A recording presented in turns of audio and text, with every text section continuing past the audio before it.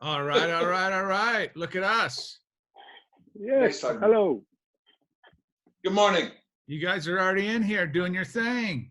I haven't even caught up with you. Let's see if we can stream this over onto Facebag.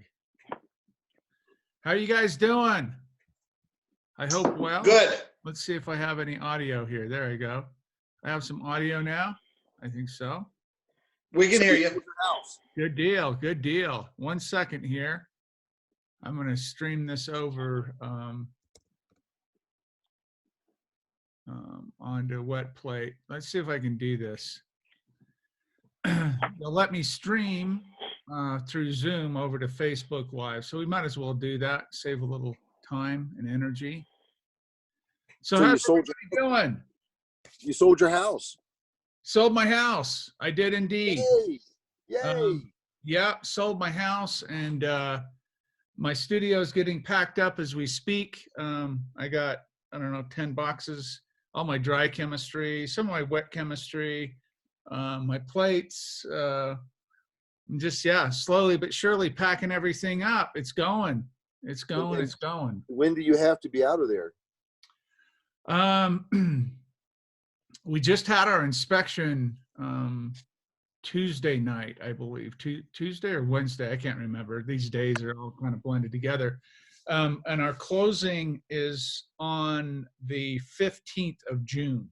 So I got some time, thank God, because we've got a lot of stuff to pack and organize and do all that stuff. So we'll see what happens. I'm excited about it. Where's my window at? I don't even have my window here. I might have to come back in here, guys. Hold on just a second.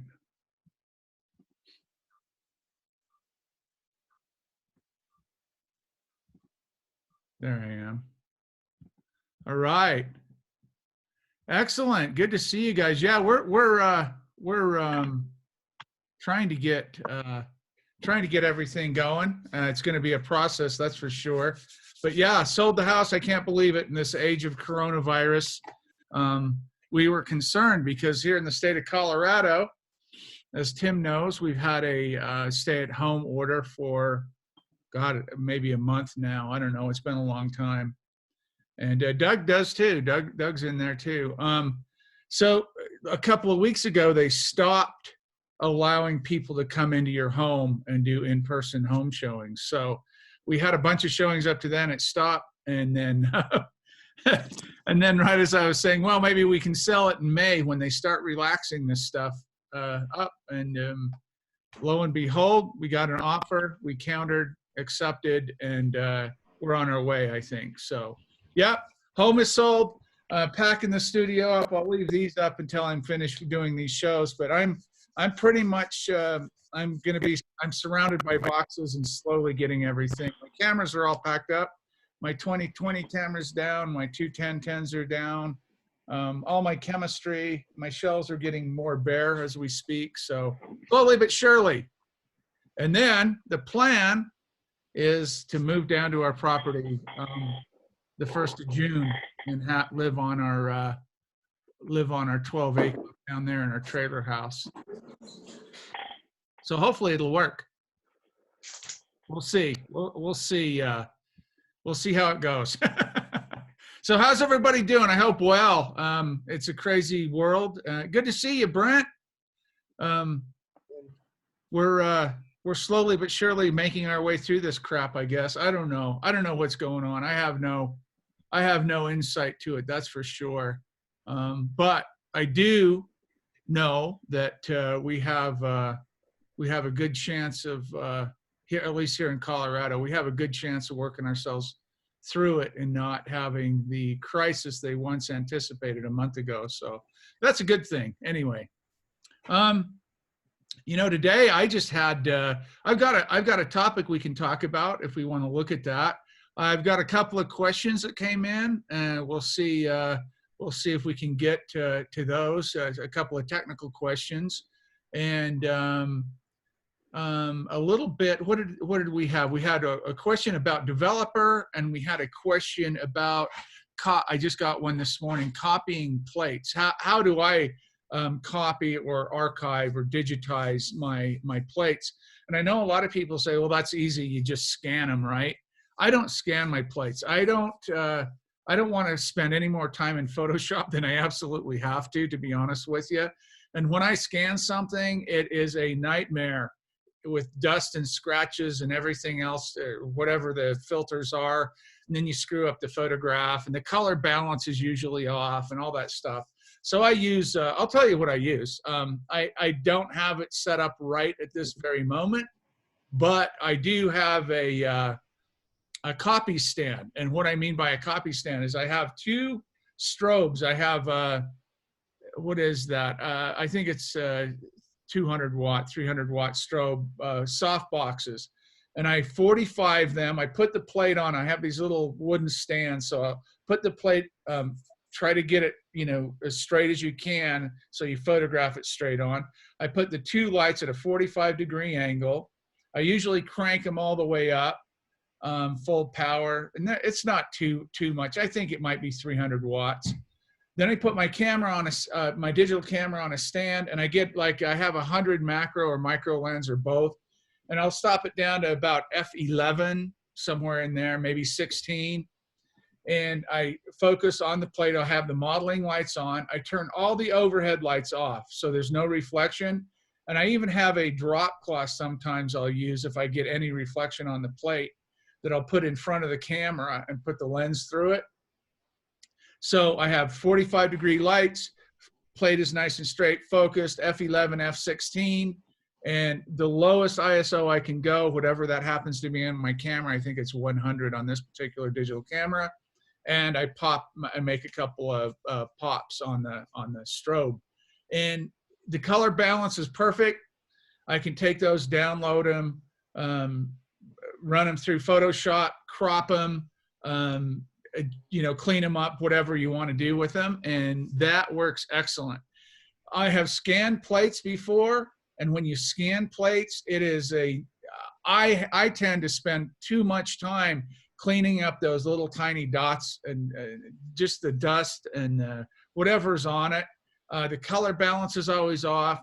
Sometimes I can't get that quite right. It seems with the strobes, that angle, as long as you don't get reflection and you got your plate nice and horizontal or level with the lens, or as straight on with the lens as you can, it seems they copy very well. Everything you see in here, the digital stuff behind me, the inkjet stuff behind me, that's all done that way. Everything that I make copies of plate-wise is done with a digital camera and the little 45-degree. Think of it as copy. Remember the old copy stands? You had the two lights here and your camera up and down, and you put your copy, your image you want to copy down there, and boom, off you go.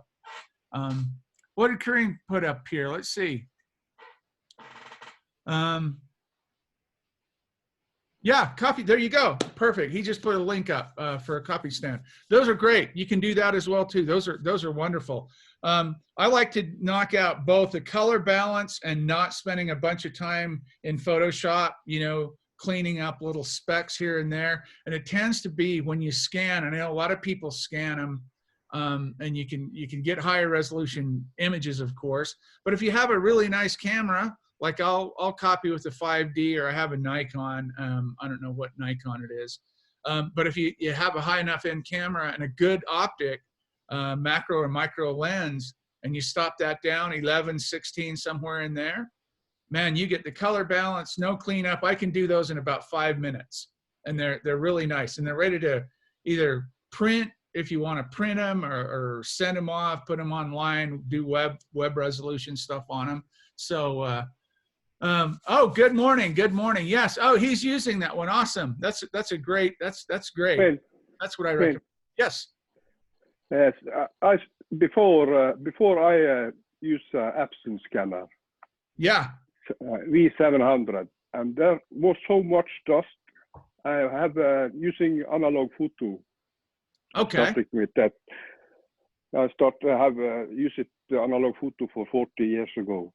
Okay. And I started last year with analog photo. I tried to scan on Epson scan. I forget it. There's so much stuff. but now I have a copy stand and a light table, and I had a Sony A7R2, 42 megapixel, and no problems.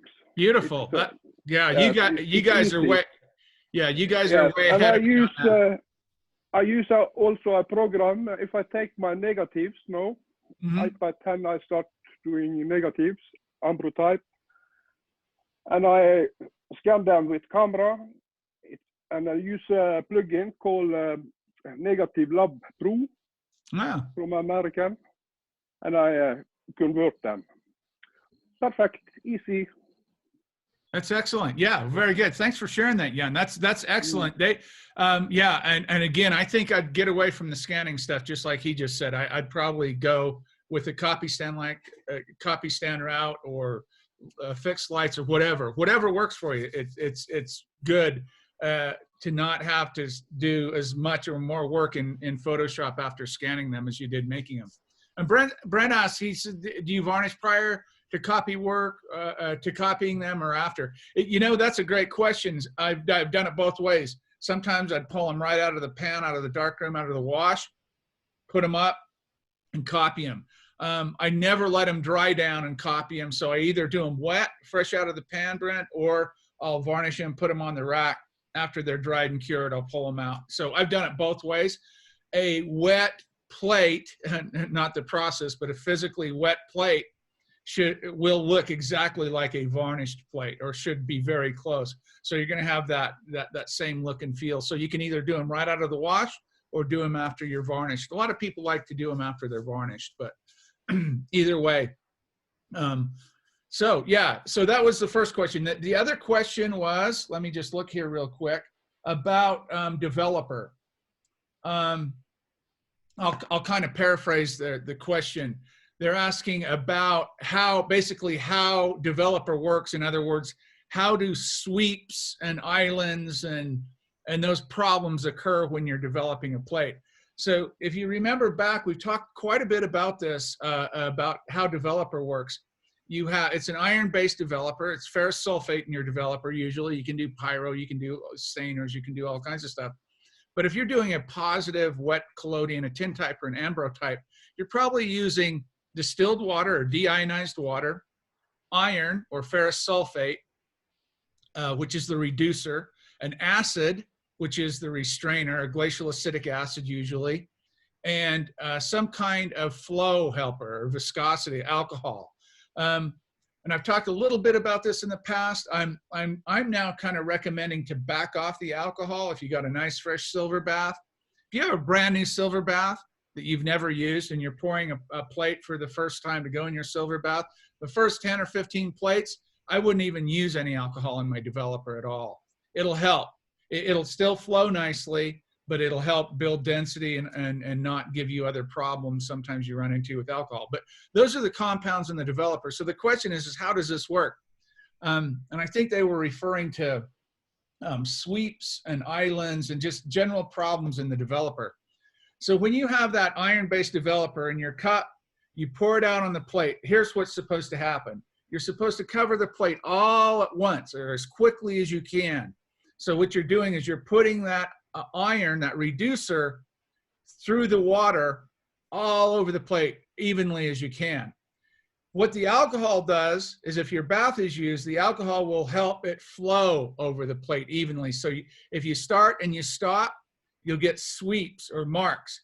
Sometimes you'll get the actual developer will like, for some weird reason, it's usually on the edges, but for some weird reason, you'll even get an island in the middle of the plate, or on the edges, you'll get these islands on the edges where the developer stops and won't even cover the plate, right? Depends on how dried out or how skinned over your collodion is, and how much alcohol you have in your developer, how worn your bath is. But so the idea is to flow that iron over the plate through the water, distilled water, as quickly and as efficiently as you can. And what that does is that reduces, that's why it's called a reducer, that reduces those halogens, silver iodide and silver bromide on the plate that you've converted over in your silver bath, that reduces those to the pure metallic state of silver. And that's the idea. You want to do that as quickly and as efficiently as you can. So the problems with the islands I just talked about, it's either technique, you don't have a good technique and you're if you pour it directly onto the plate like this, if this was your plate and you took your developer and poured it right there, you'd have a big burn, right? You get a big black spot. If you hesitate and pour it out gently, you'll have sweeps all over the plate where the developer starts and stops, starts and stops. So you can get these funky lines. You can get the islands. You can have all kinds of problems. Developer is usually technique driven. Sometimes it's the actual compounds that, like I just said, not enough alcohol, too much alcohol, but usually it's technique. It's a poor technique. So I always teach people to hand develop, meaning that you hold the plate in your hand, you don't use a helper tray. And I can go into that if we want to, why I don't use a helper tray, especially on small plates. On large plates, great big 40 by 50 centimeter or 16 by 20 plates, that might be a different story. But on small plates, I teach people up to 8 by 10, 11 by 14, do it by hand. And that's because you can flow the developer on, drain some of the excess, and I catch the excess in my cup, push it back onto the plate. I catch that excess because it has, all that surface has silver on it, silver nitrate, you know, it just came out of your bath. Well, just came out of made your exposure. It came out of your bath prior to that, but it's covered with silver nitrate. And when you flush that developer over, some of it's going to run off the plate, but you can catch a little bit in there that's got a lot of silver in it. You push it back on the plate, that'll build your density a little bit. That's what you're looking for. When you're making a positive or negative, you're looking for that buildup of silver. So your highlights are nice and brilliant, and your shadow areas or your void areas are clear glass or black metal, whatever that is, and then the range in between. So good technique and the hand method is the best. I believe it's the best, and I'll tell you why that is. If you put your plate in a helper tray, what you're doing is you put other plates in that helper tray prior to that, so now you got this residue and you got this crap, this organic material in the helper tray. That's what it is. If you guys don't know what a helper tray is, it's a small, shallow tray that you put your plate in, you pour your developer over, and you wash it like this, or you move it around. And it's supposed to help you. Yes, I used them in the 19th century. Yes, blah, blah, blah. People use them today, all that. But here's what I found, and I've done some pretty good testing with them, is the helper trays become dirty. They build up material in the corners, and it's very difficult to clean them between each developing each plate. And secondly, moreover, when you pour your developer out in that helper tray and you start washing that developer back and forth on that plate, you tend to buffer, and it's almost like a chemical scratching effect. And you pick up that material that's already been in the plate or residue. It doesn't take much. And I see more kind of modeled, flat, non-brilliant images coming out of helper trays rather than doing it by hand. Now, if you're good at it and you're very diligent about cleaning out your tray, all that kind of stuff, I have a helper tray for my big 16 by 20 plates or my 40 by 50 centimeter plates, because I pour 250 milliliters of developer out. And if I want a really clean plate to get that covered, that helps me do that. But I usually do one wash, pop the plate out, and then I hold it from there. So there's ways around it. You just have to be very careful. But the developer sweeps, developer islands, the model marks, all kinds of different developer techniques or chemistry problems with that. Most of it comes from the technique. Most of it comes from you don't have a good technique developing your plate. Then others, less so, come from the compounds themselves. In other words, you have too much alcohol, you'll get model marks. Too little restrainer, you'll develop that unexposed silver, and that's where you get that veiling or scumming, where you can take a cotton ball and wipe that off. That's all the unexposed silver that's on the plate. You've went too far with your developer, too much time, and you've developed that, or you don't have enough restrainer or acid in your developer. So those are the kinds of developer type questions. I get those all the time. Lately, it's been a lot of silver bath stuff. It's always silver bath stuff, but I think after people work their silver baths for so long, they tend to have a new collodion mix, and then they go to use their old silver bath they've been using for 6 months, and all of a sudden it's kaput. It doesn't work very well anymore. So Hey, Quinn, Yes, sir. I'm going to join the Hall of Shame right now. And since you brought up silver bath, Yeah. I've got a little bit of a problem. I don't know what other people do, but the dip tanks that I've made, I have a hard time pouring them. And most of my messes have been trying to get from the dip tank into a funnel or filter it, but usually I'm just happy to get in the bottle, then I can redo the filtering. The other day, I was doing that, and I thought I was doing real well. I do put a pan underneath in case something spills. It did, but I'm not sure where the pan was, and either there was some fixer in there from different procedure or developer, but it became a mess. And I lost about half a liter of silver, silver bath. I tried filtering it, and it would still be gray, and I didn't want to mix it with my good baths or my good bottles. So I thought, well, I'll put it in a glass tray, and it was raining or snowing, so I put it under my UV lights. Then we went up to Wyoming, and I forgot them. And this is where the Hall of Shame comes. That's what I got. Yeah. You know what that is, Doug? That's all your silver crystal. That's precipitated silver chloride. It's bound up with whatever compound was in that tray. It's literally bound to it and precipitated out as silver chloride. Some kind of, think of it as you're binding it with ferrous sulfate or pyro or something like that. Yeah, that's bound up. Now that you can show us that again. Let's see that again. That's all dried out, right? Feel worse. There you go. Yeah. Yeah. Okay. You can see the crystals. Okay. Well, you might want to put distilled water in that and try to filter that out and sun it out again. It just depends on what was in that tray. So a lot of times you can take, there's just different compounds. People, cross-contamination with silver bath is almost the deadly sin because it binds with stuff and you can't get that out. It's done. It's like they're married now and you can't release them. If it's simple organic matter, just a little bit of dirt or dust, or it's not a compound that it really reacts with, you can save those baths, right? If you have a dirty tap water and you have minerals in there, no problem. Sure. It clouds up, you sun that down, filter it out, you're fine.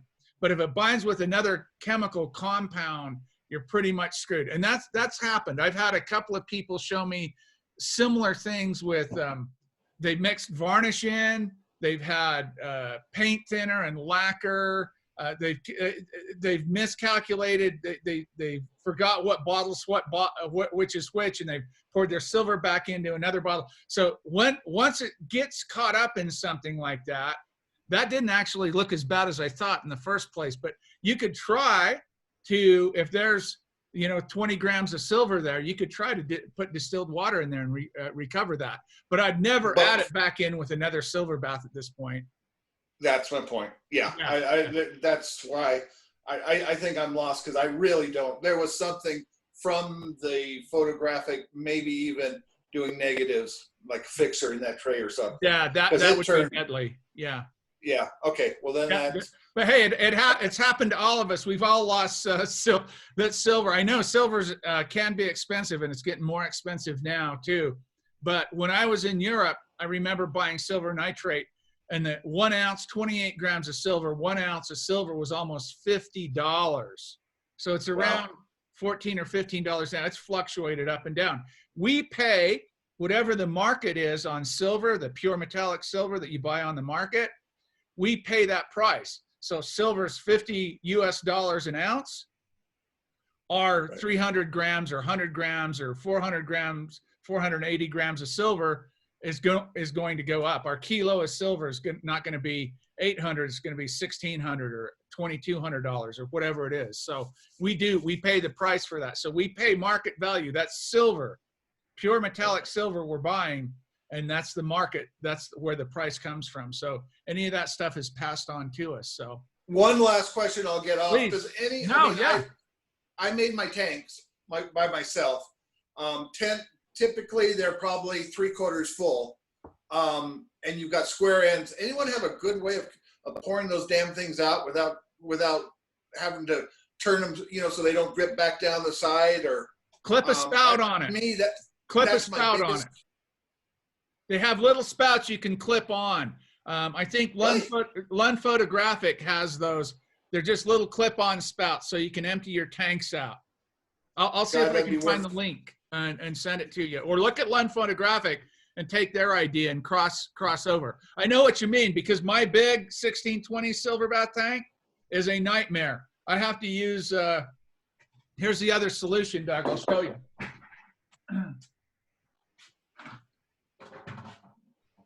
I happen to still have this out. Let me show You're off the screen, Quinn, for some Okay, reason. let me see here. Anybody ever seen one of these? Sure. Yeah. Yeah, I know Doug Siphon. has. So this is a pump. You stick this down. Oh. Only used for silver. I say big silver on it because that's what I use to empty my tank. I don't try to dump those tanks because I have 9 liters in that silver bath, and I get Lizzie liter or 2 just like that. So that's a good solution, especially if you can modify if your tank's big enough to get that end in, put that in your bottle, and off you go. So that's another. Thank you, Quinn. Yeah, that's no problem. And look, Where'd you find that? What is that usually used for? Fuel. That's why I said you've probably seen these. These are used for fuel. They're farm stuff to pump diesel out, to get fuel from one thing to the other. So Doug, Yes, sir. this is what I use one. Hey, like there you Quinn, go. Tim's got the manual portion. But yeah, this is manual. It costs, I don't know, $6 or something at Ace Hardware. There you go. Okay. You know how much that could save me? Far more than $6. Something like that. Thanks, Tim. Yeah. I thought about that and I thought, no, there's got to be a better way. And I literally get away from doing Collodion because I've had some bad accidents. Not hurting, but you get so damn frustrated. Yeah. And then if your chemicals are off, you know what happens there. Yeah, and it is. It's working through making things convenient. That's a great point, because you're already frustrated. You spend all this time and money gathering all this crap up, and it seems like there's a million objects and a million things you have to do it. You want to do it safely, you want to do it productively, and you want to do it economically. You want to have some, you don't want to be pissing money away, let's say. And so when you don't have things operate right, or they're dangerous, or you're making a mess, it just adds to that frustration level. And so little tips and tricks, little tools to make it safer, easier, and make your operation or your methodology, your workflow better, really important. So those are good tips, and that's why we like to have these shows and have people come on and share what they're doing, because I don't, like I always say this, I don't have all the answers to this stuff. I figured out a way that I work in it, and if it works for you, or it's feasible financially or space-wise or whatever you want, I'm happy to share my things. But I'm glad you brought the manual pump in there, Tim, too. Can I jump in with a question, Quinn? Please. It's Dale here. I just have I wouldn't be on all afternoon. Where are you, Dale? I can't find you. I'm sitting right there here. You go. There you go.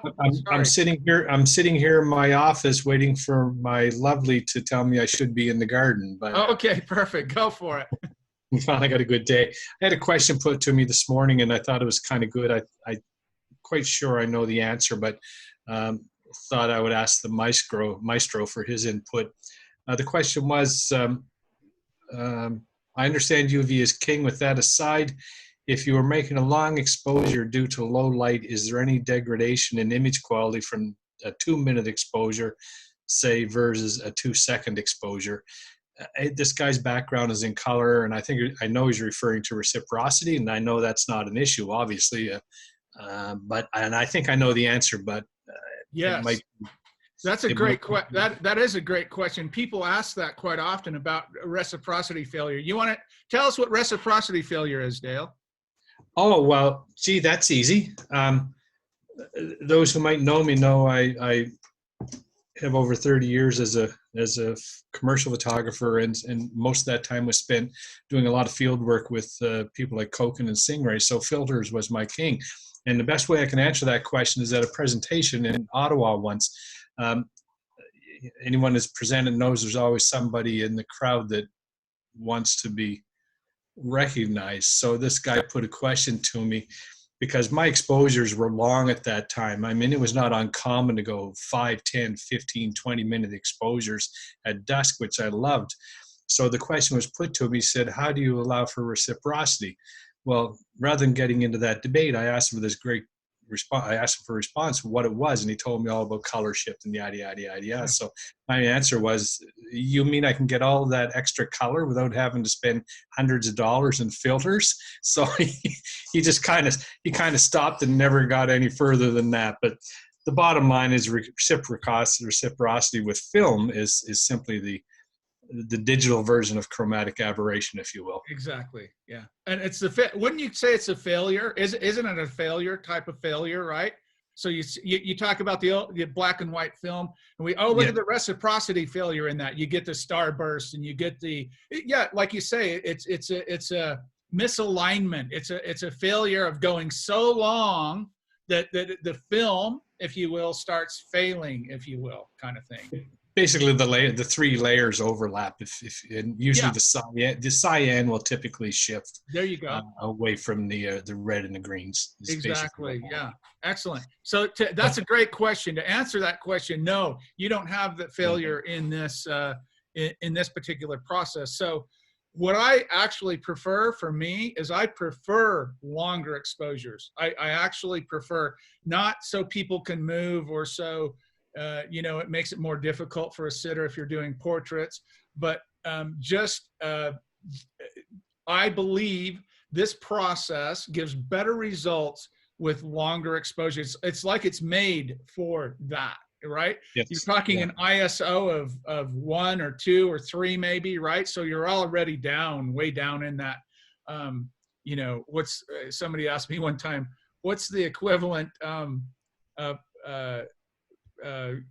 megabyte, gigabyte of the plates, and it's like, it's so far off the charts that I don't even think digitally. Yeah, I think where the question, where he may have been coming from, and I'm with you. I find my perfect window for an exposure is right around that 10-second mark. If I can get something around 10 second, I'm finding I'm getting my best marriage of density, contrast, and tonal range.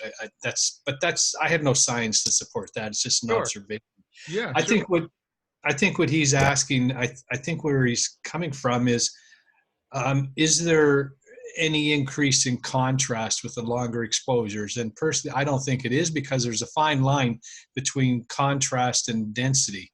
And you're gonna get your contrast from, obviously, partly if your exposure is proper at 2 minutes or 2 seconds. If it's a proper exposure for that scene, that optic and that chemistry, you're going to get the exact same thing contrast wise. Where it can play a part is in your development, just like we were just talking about the techniques, how long you go.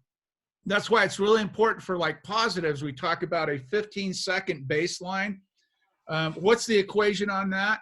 Well, over time, there's been tens of thousands of people over time working in this process, at least tens of thousands. And for positive images, tintypes and ambrotypes, we found with this particular chemistry setup, and with this particular variant in mind, making a tintype or ambrotype, not a negative, we found that 15 to 18, 20 seconds, given temperature variations, humidity, strength of your developer, all those things kind of thrown together around a 15-second time frame is where you want to say, I pour it on and I see my highlights in 3 or 4 seconds.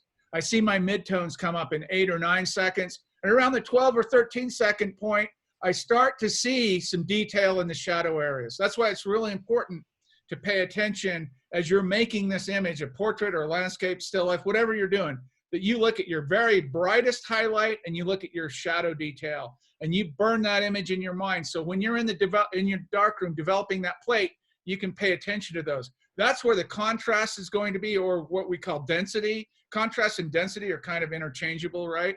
So he's not going to have a better image or worse image at 2 seconds or 2 minutes if that, all things being equal, if that exposure's on and his development and his chemistry's on. he's going to have the exact same photograph. You wouldn't Yes. be able to tell the difference. Yeah. Okay. Yes. Thank you for confirming what I. No, that's great. That's a great question. I thought there might have been something obscure to the question, and I might have been missing, but that's. No, I like the reciprocity failure that has nothing, that doesn't play a factor in this. Just like when you're pop printing, you know, pop is self-masking. You don't have to worry about the shadow areas. There's these little weird kind of orthochromatic kind of I say they're advantages that you don't have to worry about, like with film and modern developing out paper and things like that. So good Okay, thank question. you. Oh, excellent. Thank Quinn, you I have for that another one. question about developer. Please shoot, Tim. Okay, so in the new developer that you have published in your book, where it's increased glacial acidic acid, decreased iron, which you're telling us gives us more developing time so that we can build density. Are you talking about positives or negatives? Well, that's going to be my question. Okay. Okay. I notice I typically make negatives, okay? But I enjoy ambrotypes. And Sure. a lot of times what I do, my workflow is I make, since you got to do a test image anyway, well, maybe you don't, but I do. Oh, no, I do. Absolutely. Okay, so I make a test image, and let's say there it is. There's my ambrotype, 5 seconds, and it's perfect. Not a bright ambrotype. But is that developer good for making positives, or is it better to use the old developer? And my second question is, when I'm making negatives and I'm developing it, I know, or even positives, and I use that developer, I notice, and you've alluded to this in the past, the developing times aren't 15 seconds. For me, they're anywhere 25 to 30 seconds, and I see the shadow detail starting to come in. Yeah. And I start getting a little panic, like, oh, I'm going to get veiling, better wash it.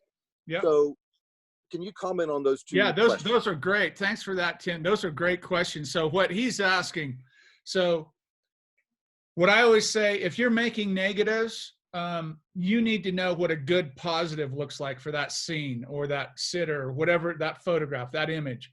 That means that you need to run a plate, a test plate. And I always do. I go out to the field and the first thing, I bring some tin with me, some aluminum with me, some positive substrate with me. And I run a plate. I run a test plate. And I get that scene as 5 seconds. And like Tim says, it's a well-balanced positive, meaning it's got all the tonal range. It's not overexposed and it's not underexposed. We're talking about a balanced positive, meaning you have that tonal range. It's not a bright ambrotype and it's not dark.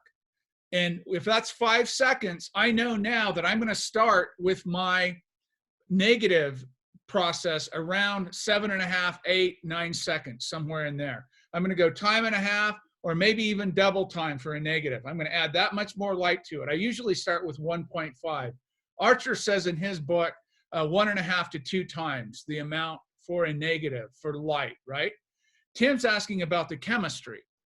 That light striking that plate is always going to be that light striking that plate, whether it's for 5 seconds or 10 seconds. Now the chemistry comes into play like this.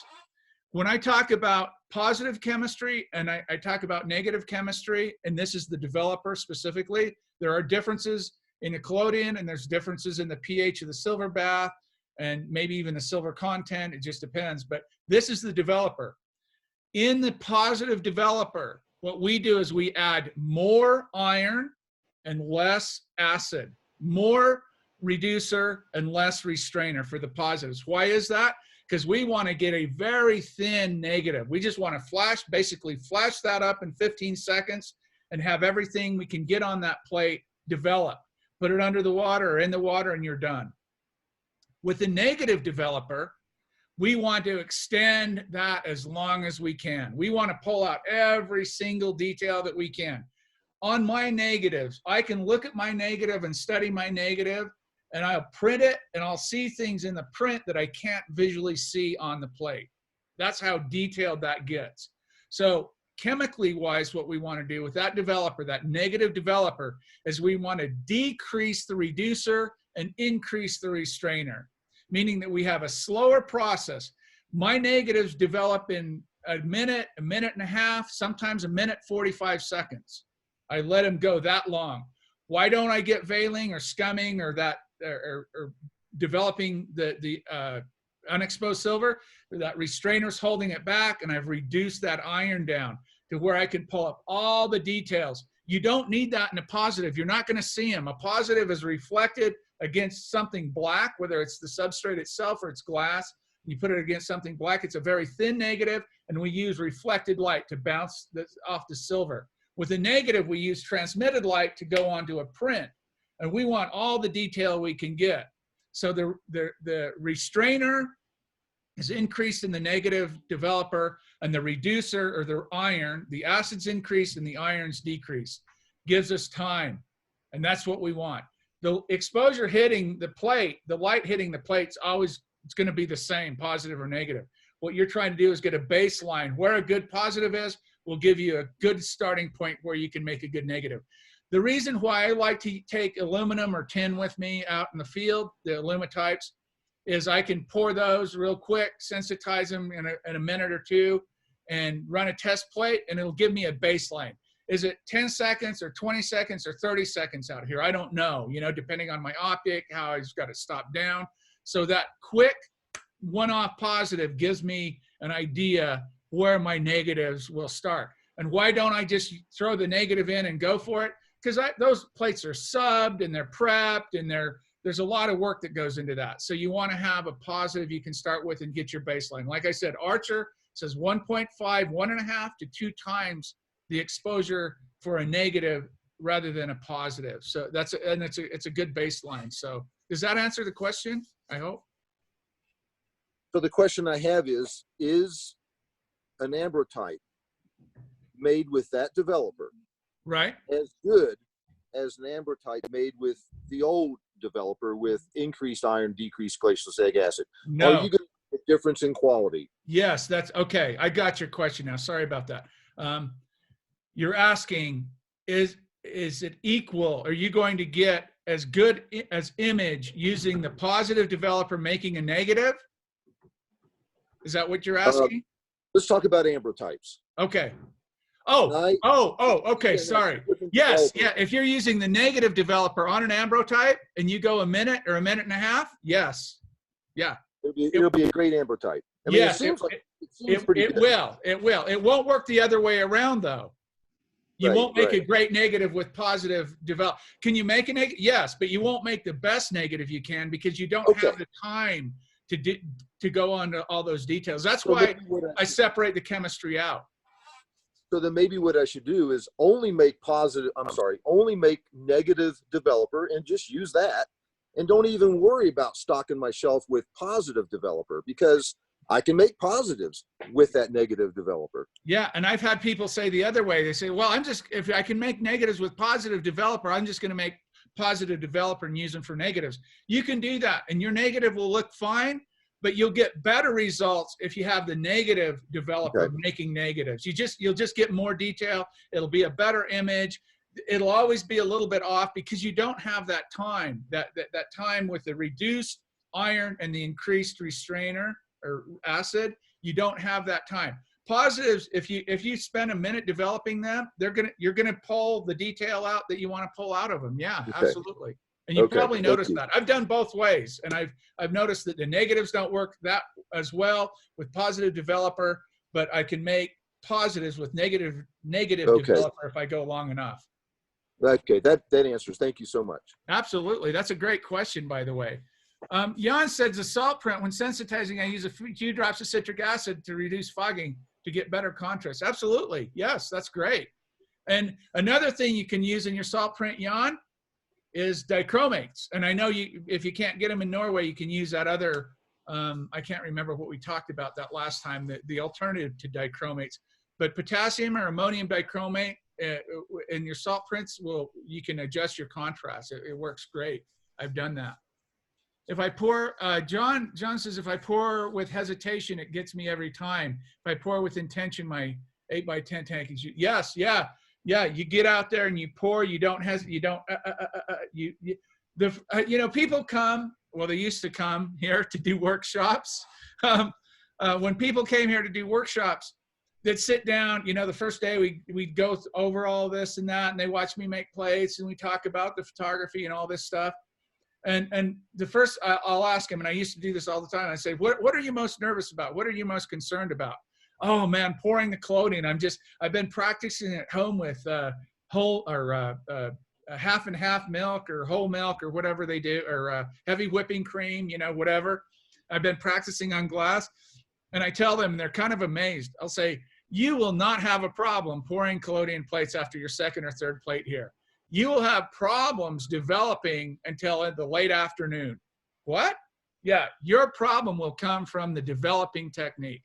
That's what everybody struggles with. And they learn that. They find out, oh my God, I got Collodion pouring down. My third plate, it was almost perfect. But my developer, man, look at those sweeps. Look at those marks. Oh, look at that island. Look at that, you know, whatever it is, right? It's a technique problem that hesitating, not being aggressive, not keeping the plate right and straight. That's why people use helper trays a lot, is because they want to mitigate some of those human flaws. But once you do it, you spend the afternoon in the darkroom doing it, they all leave. By the end of the day, their plates, their developing technique's fine. So when you are using, Michelle, when you are using positive dev for your test, then you switch, yes, I do. And that means that I don't want to spend a minute and a half developing a positive. I use the chemistry. I have both. Somebody just asked me this the other day, actually. That I don't know, I think that was a question for the show, but it was about the silver bath. Do you have a 4.5, 5 pH silver bath and a 3.5 or 4 silver bath for positives and negatives? Yes. My chemistry, I have negative and positive chemistry, because when I make negatives, I want the absolute maximum detail that I can get on that plate. And when I make positives, I don't want to mess around with the time. So I'm one of those guys that separate those things out. You don't have to. You can still, and I want to be clear about this, you can still make negatives with positive developer. You can. They just won't be as good. If you get down into the weeds, they just won't be as good as if you dedicated a little higher pH in your silver, a little more restrainer in your developer, and a little less iron in your developer, and going for a minute, 30 seconds to 2 minutes. I don't know. Maybe 45 seconds, kind of the minimum on negatives I've found. But if you want that maximum, if you want the very best shot, you can. If your exposure's on and your image is good, your composition, everything's perfect, just to compromise that with the chemistry, because you could only go 15 or 20 seconds because you were using positive developer and you didn't pull out all of those details that you might not even be able to see. I just quit compromising that. And I just dedicate myself, and I know I'm going to make, you know, for the last couple of years, all I've made are negatives. I mean, unless I'm doing a portrait or somebody wants a positive or something, I don't do many positives anymore, mostly just negatives. Quinn, yes, sir. About Tim talking about your new receipt for negative developer. Yes, sir. I use it today, and I also feel that I must wait 30 seconds more, 1.5 minutes. Yes. And I work and I hold and I work, but I have control. Because 7 months ago I started with wet plate, and I had problem with developing sweeps and everything. Yes. So I mix it out. So I work around 40 seconds. Then I get a good plate. Yes. And now every time I take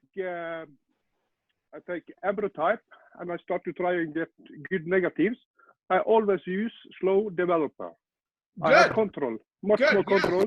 Yes. And I'm learning how much details the dark coming up before I shall stop. Yes, that's a great point. You know, if we were to be honest about it, thanks for sharing that, Jan, because if we were to be honest about it, we could teach people coming into this to add a little more restrainer in their developer and a little less iron or reducer, and give them a little more time. Give them a little more time because they get nervous, they get whatever. But what happens sometimes with that, they don't quite get their chemistry right, and now they're developing the unexposed silver on their plate. Then they get the veiling, and oh my God, it's just covered, and I wipe it off, and there's that image, and what went wrong, or they're worried about their technique. So you're right. It gives people a little more time, and it definitely works the other way. I mean, it's just chemistry, right? It's organic chemistry, and you can understand that if I put less reducer and more restrainer, I get more time. But if I'm trying to make a positive image, it's a very thin negative against something black, and I'm using reflected light to view it. There's not that much we don't need that much information. I mean, you're never going to see that information. So it's kind of worthless to go all that minute and a half or 2 minutes. But, you know, it'd drive me nuts to have to process the positive for a minute or a minute and a half. But I've been doing this a couple of years, so I'm a little bit impatient with that stuff.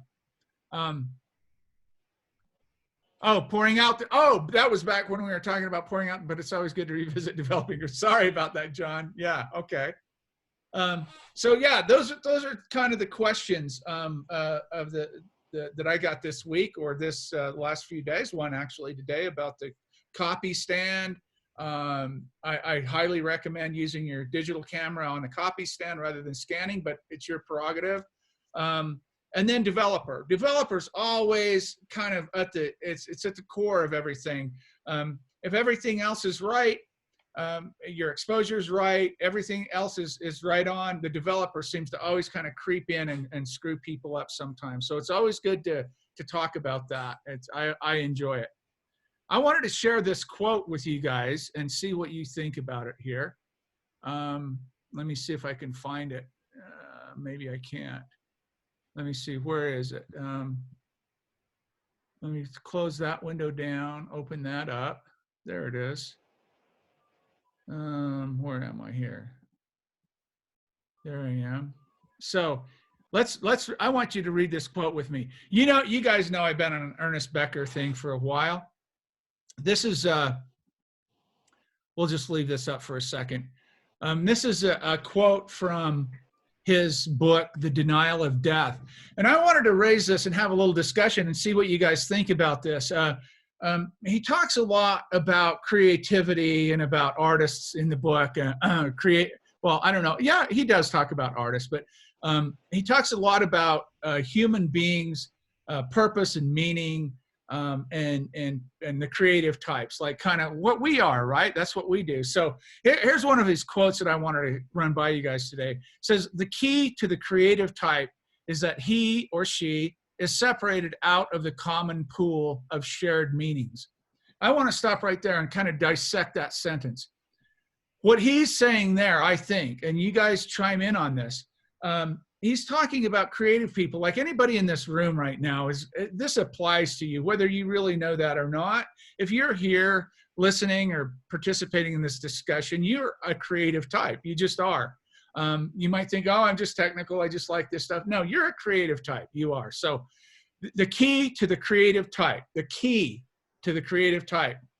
is that he or she, and I'll be a little more politically correct there, he or she, they are separated out of the common pool of shared meanings. What does that mean?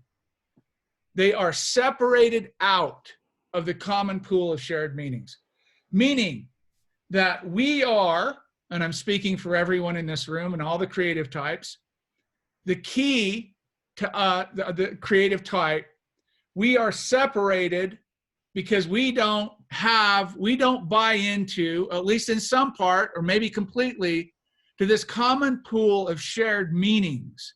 In other words, whatever culture you live in, whatever language you speak, wherever you're at in the world today, you're not fully on board with everything that your common pool of your shared meanings are trying to give to you or talk to you about. So he goes on, he says, there's something in his or her life experience that makes him or her take in the world as a problem. Now, if you listen to my artist statement or listen to me ramble on these videos before, and I'm sure you probably have, you'll hear me talk about my own creative processes, tackling my own identity and coming away with this idea, this question about marginalized communities or othering people. And I pose that as a problem. And he's so right on with this. I pose that as a problem. I look at it, and that doesn't mean that it's in the pejorative or in the negative. It's just problems are just, that's a word that we use as we go through life. You get up in the morning and the problem you face is getting your coffee on, right? I mean, it's not really a problem, but that's how we talk about it. That's the words we give to it. So there's something in his or her life experience that makes him or her take in the world as a problem. As a result, he or she has to make personal sense out of it. And I think this is such a beautiful quote for a creative person. Even if you're on the journey trying to find out what it is that you want to do, this is just a beautiful way of saying, look, I recognize that I don't buy into all of this stuff around me. I've isolated something that bothers me, that I love, that I hate, that I have questions about, and I'm tackling it, and I'm bringing it into my world, and I'm working with it through my art form or through my medium, right? Through photography or music or sculpture or painting. I don't care what it is you do, but that's kind of what separates the creative type. The key to it is that we don't share those same everything in our culture, right? We don't agree with everything that's going on around us, and we take on a certain aspect or aspects of that, we personalize it, and then we push it back out. And I think it's really, and I go into Becker quite a bit. I love Becker. I love his attitude, or his theory, basically, about the anxiety, death anxiety that we all have.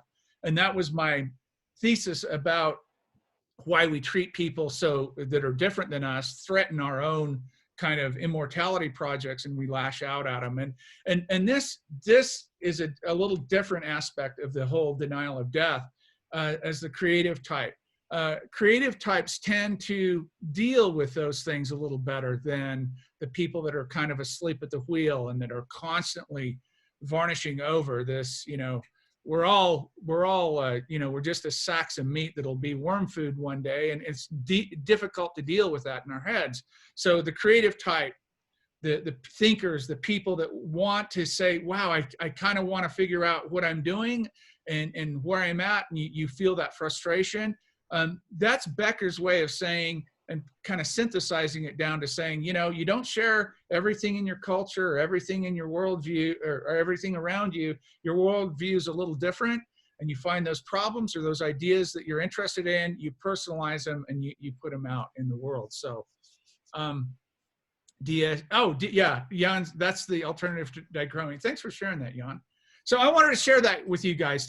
What's anybody have any thoughts on that quote? I think it's just absolutely,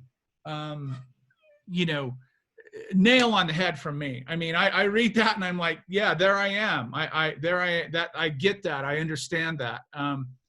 And do you find it in your creative process, let's say, and I'm not talking about commercial work. Commercial work is fine. I'm talking about your own personal work.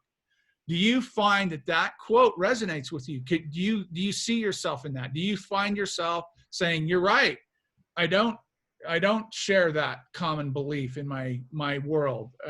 I do see that as a problem. I do personalize it. Do you see that? Do you guys get any of that? Or anybody want to join in on that conversation? Yes, I'll put the quote back up. Sorry, let me do that. Share that screen. Let me put that quote back up.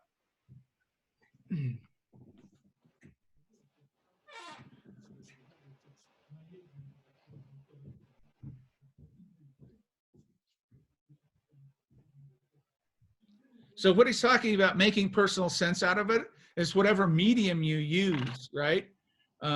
Photography in this case, probably most of you do photography or interested in photography, but if you sculpt, play music, it doesn't matter what medium, but to make sense out of it, that's what we do. And that's where I was going to springboard with this, is that's where words for what we do, art does kind of speak for itself, but we need words to support it, to make for other people to make sense of it.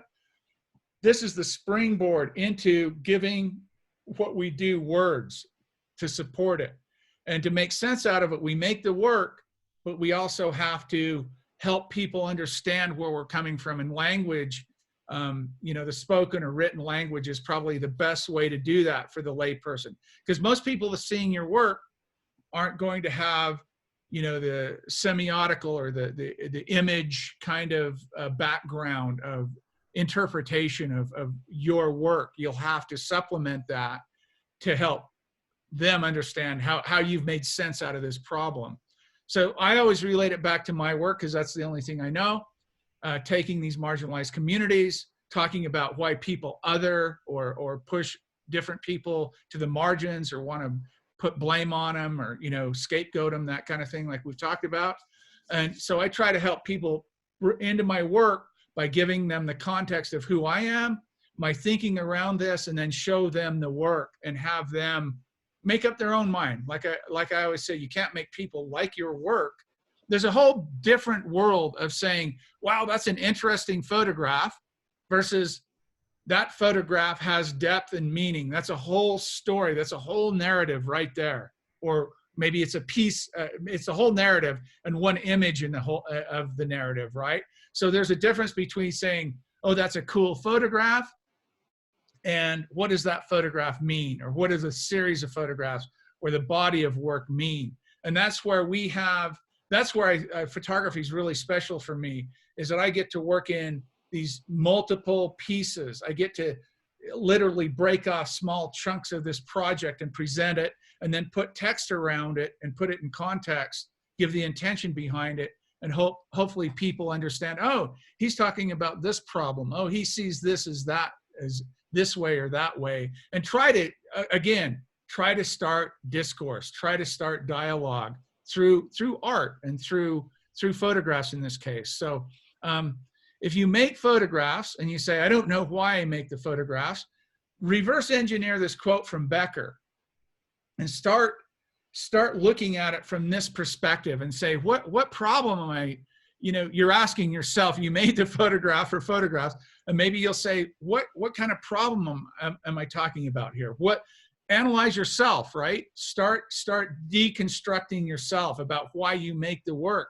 Because I know a lot of people can't talk about why they make the photographs they make. They can't talk about, you know, they can't talk about their work. They can't, what I call defend it. And I don't mean defend it like somebody's attacking you.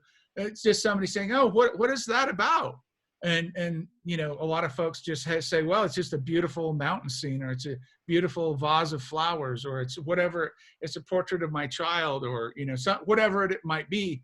They can't really, and there's something in there they want to talk more about, or maybe it's even the work they want to make and they can't get it out and get it made.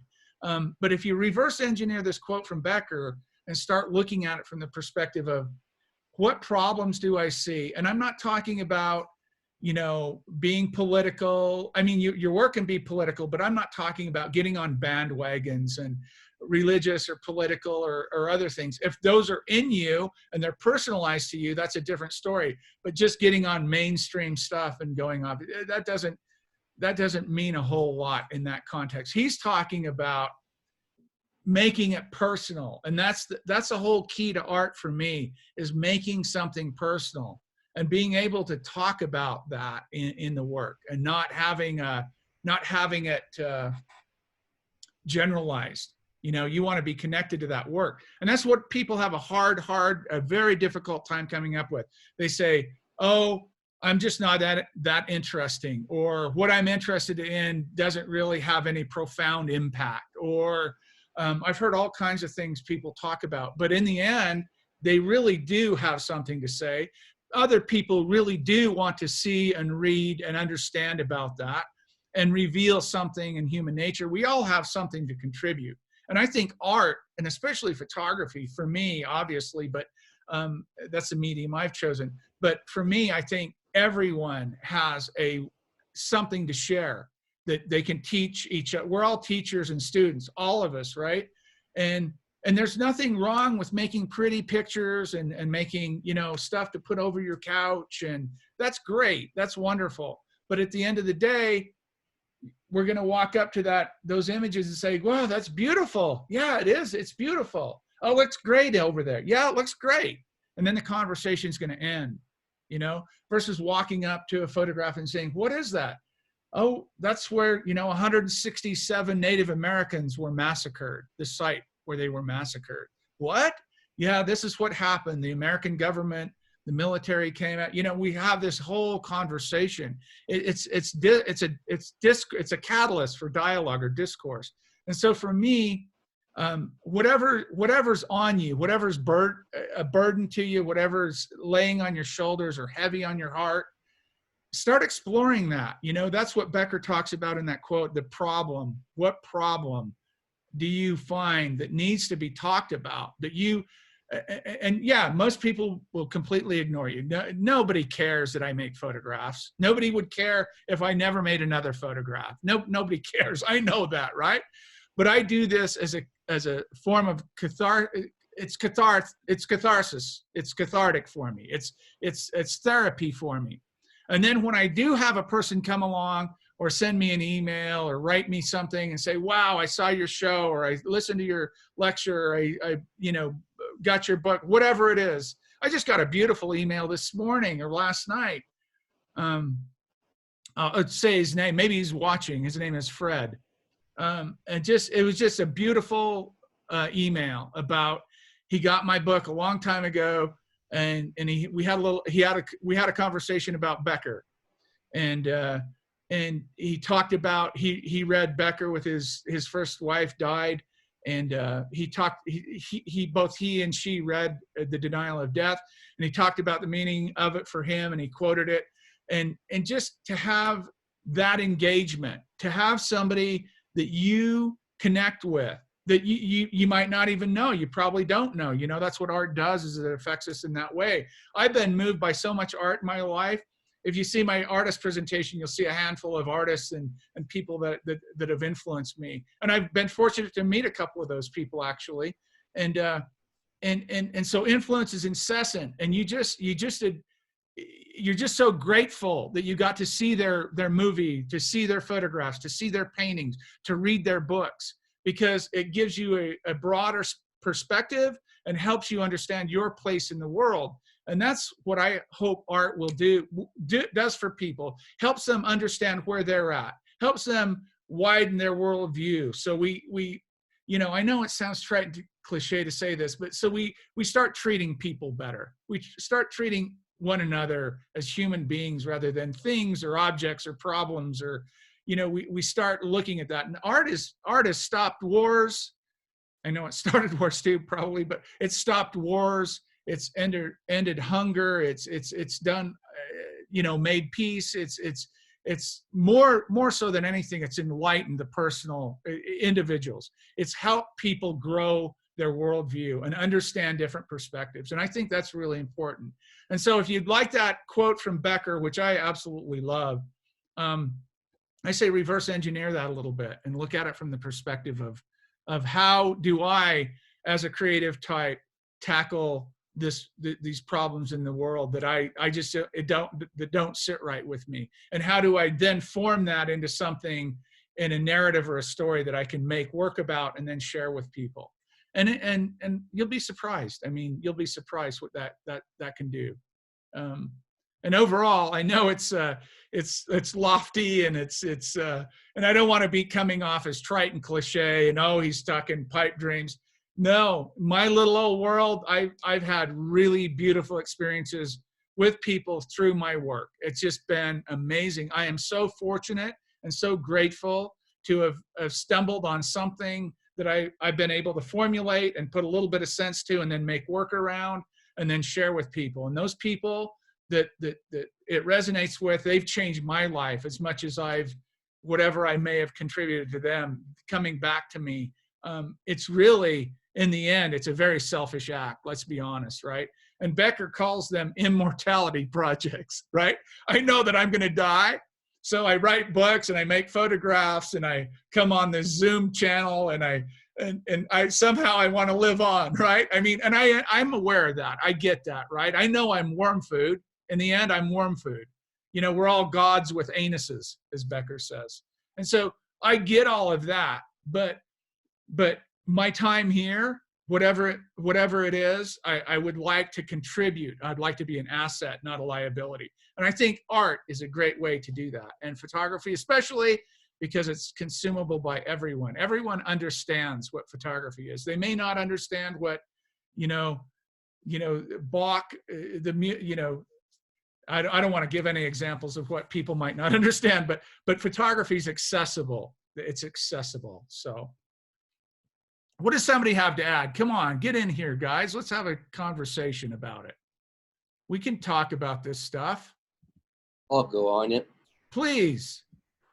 I resonate with that quote a lot, and I resonate with trying to create work with meaning in it a lot. I think about that constantly. And when I can't think of what I want to say with my work, I do have a commercial practice, and I just go and experiment with lighting constantly. But I always have like projects on the go, thoughts on my mind about Brent, can you give us an example of something like something you'd like to make a body of work about or investigate photographically? Can you give us an example of something like that? Well, I can give you like so I did a project called The Love Stare, where it was made on wet plate, and it was like the concept was to take the mathematical formula of 1.5% of the population, and that if you can shift that thought in that many people in one way, then you can make a shift in consciousness and start to create an effect, right? So nice. I did that in 2013 after working with you and learning how to do wet plate. I did that project, and it was like a year and a half in the making, and it got really good reviews, and it was very uplifting for me. But the one thing I wasn't ready for was the crash after. Yes. And that's very real. Talk about that. I talk about this, Brent. Talk about that. What happened to you after you completed that project? Tell us what it was like. It's tough to say what happened because I think I'm still in the grieving part of it, and this is years after it happened. Yeah. But I've healed myself somehow through but looking for healing and this and that. But that will lead me to the process I'm currently in now, which is how I'm going to start working and moving forward more wisely than I did before, so I don't have this massive crash again. But so what you're talking about and what that quote I find is talking about is, yeah, obviously I see the world differently. You see the world, all creatives see the world differently. And what we want to do and what I see in your work is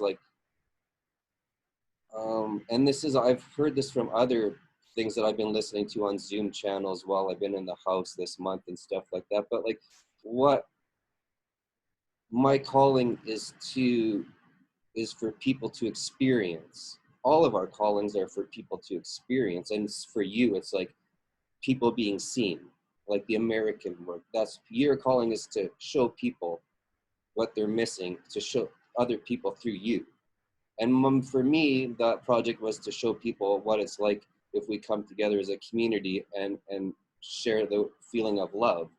And that was very powerful for me. And I operate in that. And I think for me, it's about connection. I want people to experience connection. So I think if we each look inside of ourselves and feel the word, when you're writing down what you want to do, you have to feel what that feeling is that you resonate with. And then you'll know when that's right. And then you can move forward and you just know you're doing it right, because you'll get up at 7 in the morning and you won't burn out. You'll just be excited to always do it. And I think that and I'm just making these connections now in my own life. It's a journey, right? There's paths and you veer off, but I feel now I'm kind of getting it as an artist, I feel maybe not, but maybe. But I feel for me, I just want people to experience right now, for me, is probably connection. So I'm going to start working on bodies of work that deal with that for me. Beautiful. Well said, Brent. Thanks for sharing that, buddy. That is awesome. I am so happy to hear that, because at the end of the day, you've got what you just said is, there's so many bits there that I could delve into, but the first one I want to jump in is coming off. I've done 4 major bodies of work, in my life. In 20 years working in wet collodion, I've done 4 major bodies: Portraits from Madison Avenue, Glass Memories or Vergangenheitsbewältigung, the European work, the American West portraits when I came back from Europe as an expat, and then the last one was the Native American massacre sites here in Colorado. And each one of those, after each one of those, what he's talking about there is you come off a project and you literally crash, you decompress, you feel like it's almost an empty feeling and you don't know what to do next. And then everything you come up with seems fake and weird and phony and contrived and pushed, and it just doesn't make sense at all. And it takes a long time for that to mellow, like he said, maybe sometimes years, and for that kind of like the Becker quote saying, what's the problem and how do I go about resolving this through art? And it takes a long time. Sometimes it's a month or 2, sometimes it's six months. The fortunate part for me was I started seeing a theme early on: the marginalized communities, working in Europe, coming back to America, and then 2 genetic components coming in, that it was easy for me. Now, for me right now, I'm in that stage. I'm in that part of, I don't know what I'm going to do next. Fortunately, I have a big move ahead of me going to the mountains, so I'm preoccupied for a little while. But after that, it will be something, right? It will be something, and I could tell you technically that it's probably going to be a large portrait project. And I could probably tell you right now I'm looking at doing work about occupations that are forgotten. And I'll do large glass negatives and do oil prints of portraits of blacksmiths and farmers and people that are kind of outside the mainstream, no technology and no this or that or whatever. But that's just kind of what I say now. And I don't know what it will be like when I actually get there and do this, get set up. But that whole crash coming down and then trying to almost reinvent yourself or trying to be honest with yourself about what it is that you're interested in and what that next problem is. But that was beautifully said, man. I appreciate that. That was really nice. Somebody else jump in here for us. So I'd like to just tell, Brent, Please. Thanks for sharing that with us. It's a little bit vulnerable to have to share things. Yeah, but it I is. appreciate it. I think we all can relate to that to some degree. And I think it was nice and brave of you to share that. Thanks. Absolutely. That's great. I totally agree with that. Yes. Do you guys ever feel like getting back to that quote, when you share with other people your project or your art and you share your concept and your passion as why you created that image, do you ever get kind of a blank stare, or they just don't understand, they don't connect, they can't relate to it? To me, that's a little frustrating, because they may not understand the passion that I have. Exactly. That's a great question. That's a great question. Somebody jump in there and answer that. Do you ever have that happen? Anybody? I personally, for me, I get that all the time, and it's really kind of like stabs you where you don't want to get stabbed. I don't like that feeling, but there's a kind of like, again, a part of the thing that I'm learning moving forward that can help maybe with that is that not to have an attachment to an outcome. Just like let everything come in, and you can filter it out, and you're going to hear all this stuff and filter it. But like, again, I found that when I took it all in, the crash was much bigger. So if you just like listen to things and take it in, let it bounce off you, and it's hard to do. Don't get me like I'm saying words that but I know it's hard. No, so I hear you.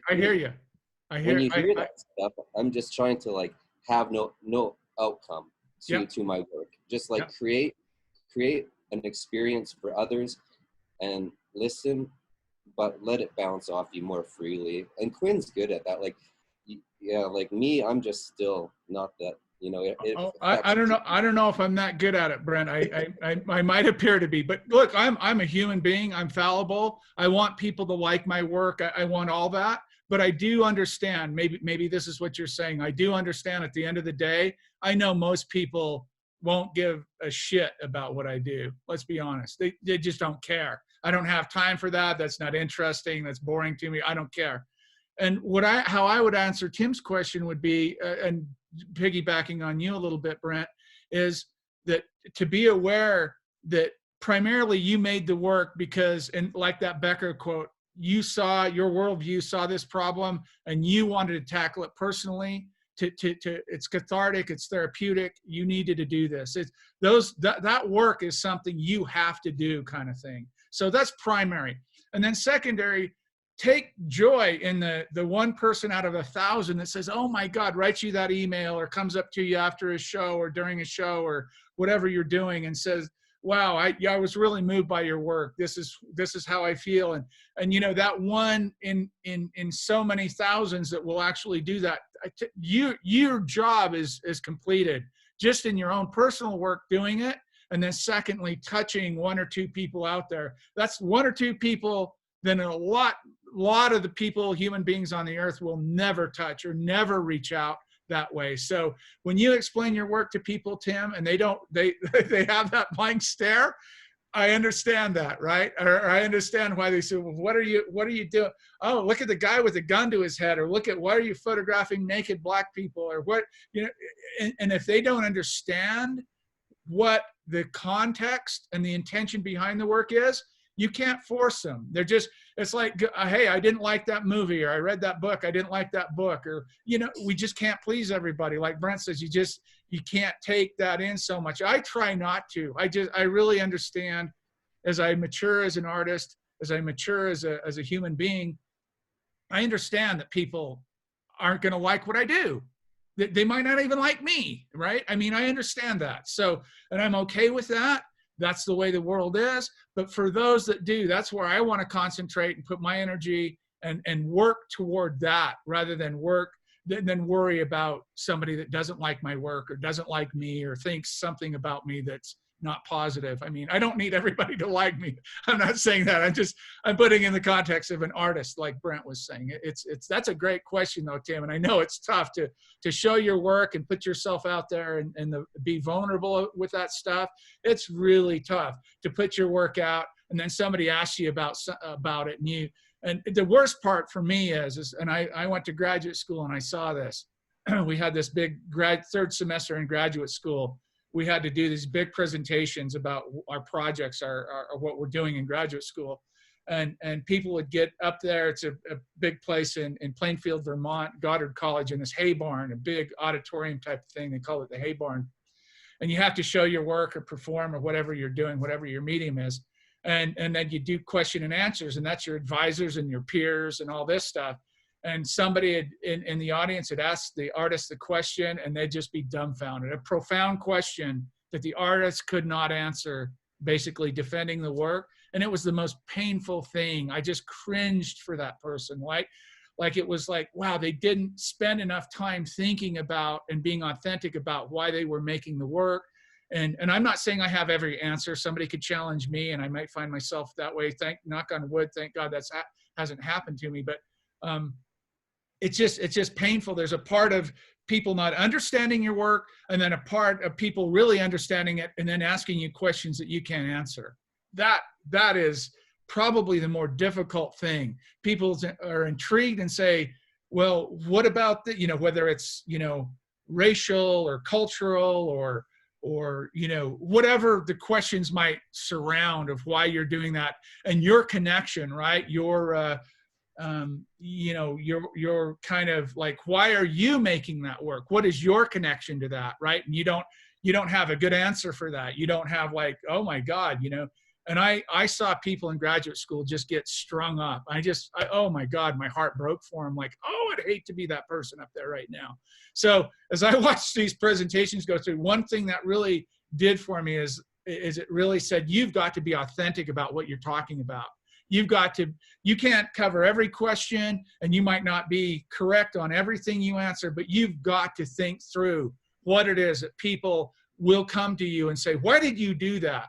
You know, I don't know if anybody, and this is one that I got called out, not while I had my presentation, but after in graduate school, on the cover of my book, the wet plate collodion experience, I have a photograph of this young black woman named Kayla, and her hair is all, really, she's got this kind of strung out hair and this puka beads around her neck. I did some beautiful little tiny black quarter plate black glass portraits of her. I put one of those on the cover of that first book.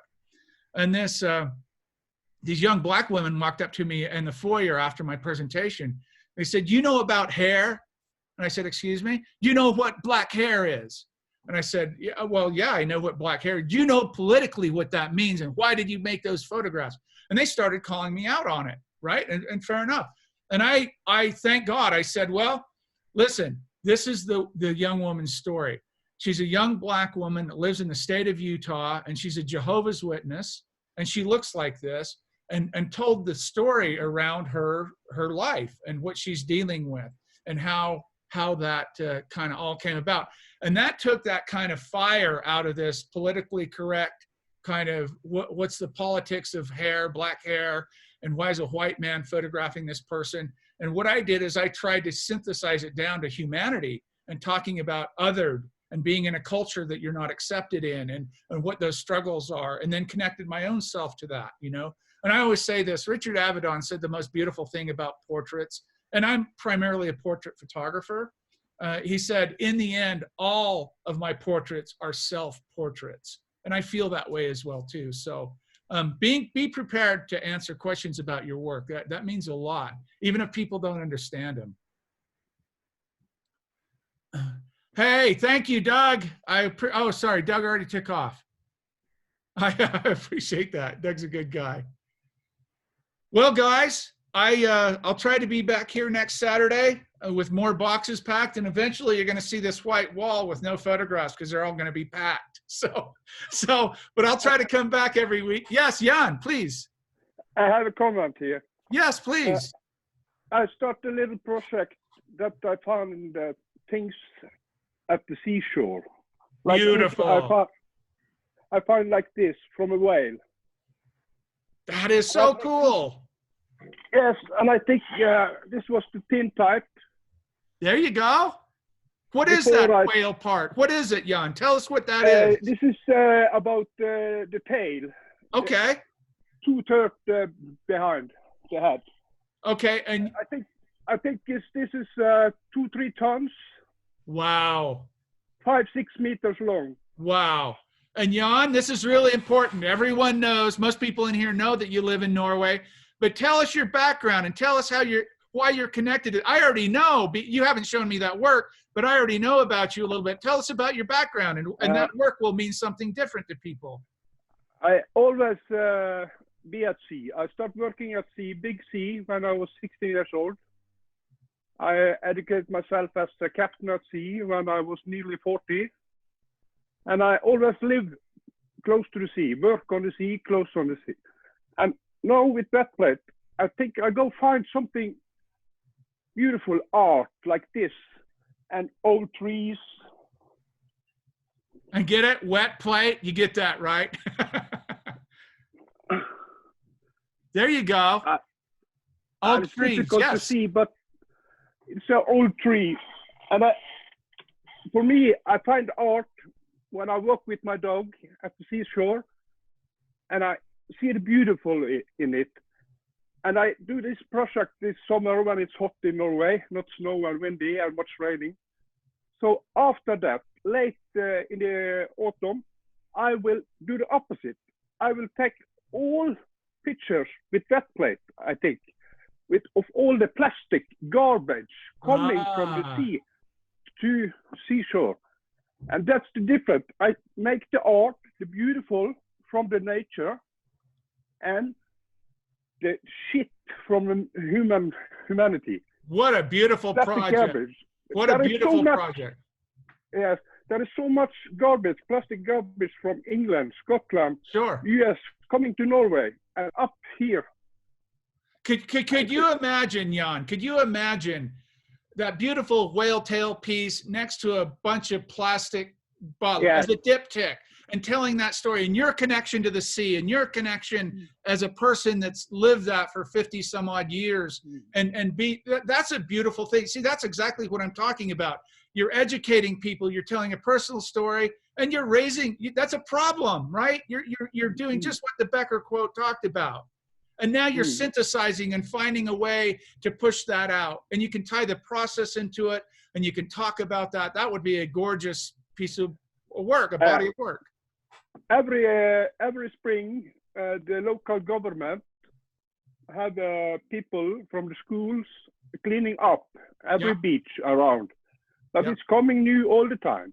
So if I take the beautiful art from the nature I found at the beach, and I make 20, 40 pictures, good pictures, and then I only need 10 of garbage. It doesn't even matter the number. You worked at it. Those numbers will work out. I think it's very strong effect when you see garbage on a wet plate. Yes, it is. I would love to see a diptych right next to one another. The whale tail and a big pile of plastic bottles and straws washed it, right? And then the story behind it, and just telling, I know people think that would be documentary work. I don't see that. If Jan's making that work, and his background and his time and his connection to that sea and to that land and to the beauty, the beauty in the art and the tragedy in the trash and the way the world is now, I think that's just like, that's a perfect matchup for a great body of work. I wish you luck on that. I'm looking forward to seeing that body of work. That's awesome. Thank you for sharing that. That's one. See, right there, that's a great example. Yes. We in Norway, we have a very long coastline. It's like from Miami up to New York, Canada. It's a very long coastline. And everything coming from the west. Wow. Coming from Great Britain, US coast. Everything. Sure. Take half a year, 1 year coming. All the plastic shit. And they can't get my book to him. They can, all that plastic shit will wash up on the shore, and they still haven't got my book to him. So I don't get it yet, but I see your book was coming to New York now. Yeah. Oh my God. Departure to New York this night. Thanks, Corona. Hey, Jan, do you want to make the project and have ambrotypes or prints? I go up from 5.7 to 8.10 now, so I have the possibilities. It's easier for me still and work with 5.7, but mostly this project I will go for ambrotype, and I will try learning more about get good negatives. Then I can also I scan because somebody asked me to make bigger prints, and I have make profiles in Photoshop that simulate the papers, the color tone on papers, and it's very close up to the original. So yes, I have a big project. Tim asked a great question technically. I like that question. And let me throw something in here, Jan. If I could go back in time and I could make all of my work over again over the last almost 20 years, all three of the projects, my last one was all negatives. The biggest regret I have is that I didn't make negatives. And I'll tell you why. When you make a negative, you retain that. You have that, and you have a whole wide variety of printing out processes that you can work with, and you can find a beautiful match or matches with that. And what the beautiful thing about the negative is that you don't give up that one-off original like the ambrotype. And, you know, I've sold a lot of my work. I had 88 pieces in that first show. Most of that went. I don't own that anymore. I have digital copies of this stuff. And I'm grateful, I'm thankful, don't get me wrong, I am not complaining about this. What I'm saying is think through that process and try to think down the road that if you ever want to make multiple copies and have multiple shows, that's another thing I couldn't do. I could only do one show at a time, and whatever sold out of that show, the next show wouldn't have those plates in it, which started taking away from the work. The concept, the whole body of work. So think about that before you commit to something. You may want to, if you have time, to do both a positive and a negative, right? If you can manage that, if you have take enough time to do that, because I do regret that. I do regret that. I make two. I make two. Make that as well. Make two. Yeah, make two. Make two. Always two. Yeah, that's a good point. That's great. Yeah, and if you have time to do that, I would highly recommend. And I know for people that haven't made negatives yet or are making negatives, either way, negatives really, I can't stress enough. It sounds crazy to say this, but I really encourage you to get into negatives. Positives are beautiful. They're wonderful. They're great. I've done a lot of them. I've had shows. I've done all that stuff. But negatives, I really do regret not doing my work in negatives, or at least having more negatives than I have. And then the negatives that I did make, my shipment came back from Europe to the States in 2011 when we moved back, and they broke a lot of my negatives, which I was livid about, you know? So I regret not having more negatives than I have now, because I'd love to, on the mountain, I'd love to sit and print bodies of work that I've made over the last 20 years. It would be a wonderful thing to be able to do. So just keep that in mind. That's just another kind of technical Tim brought up. That's a great question Tim asked about, because in the end, you want to think all that stuff through, right?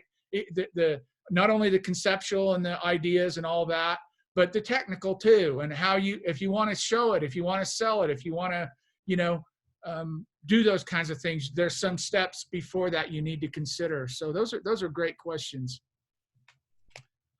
It's 11:30 here. Yes, please. Yeah, as a last resort, sometimes I'm doing something and I kind of feel guilty about it. But if I want to print an ambrotype and of which I don't have a negative, I sometimes take that reproduction photo and make a digital negative out of it. Yes. And sometimes it really works. Yes. But there's some kind of a guilt feeling in doing that. I love it. I know what you mean. And you know what? Every time, here's a question in the galleries. I've had this before. Is I had about 6 little salt prints that I did, 4x5 or half plates. And every show that I had, those things would be gone. They'd have little red dots on them before the show ever opened.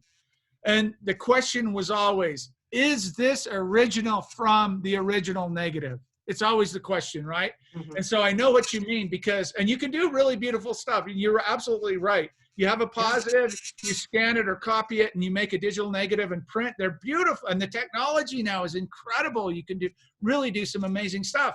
But then it comes back to your intention with that. If you go to sell those prints, people are going to want to know what that history is. And that's a very good point. And yeah, some people don't care, and a lot of folks do care. And especially when you're already investing in a process like this, they want to see that carried all the way through. They don't want that chain broken. They don't want that analog chain broken into the digital. And then some people don't mind. I've told you the story before about these prints behind me. They wouldn't let me put them in the gallery. They just hung them in the foyer for advertisement. They didn't even want them down with the original prints. And some galleries are like that, right? Some places that show, and maybe galleries are over now. I don't know. Every day that passes, it seems like everything's going. We got this whole new normal going, so maybe we don't even have to concern ourselves with that stuff anymore. But that's a great point, Karina. I love you sharing that with us. All right, guys, 11:35. Thank you so much for joining me. I greatly appreciate your time, and I hope to see you here next Saturday, and I'll give you a little progress report. Thanks, everybody. Nilo, Boguslaw, Adobe Test. I'm sorry, I don't know your name, brother, but chime in. Don't be afraid next time to chime in, guys. Have a great weekend. Stay safe, stay happy, and stay healthy. Ciao. Bye-bye.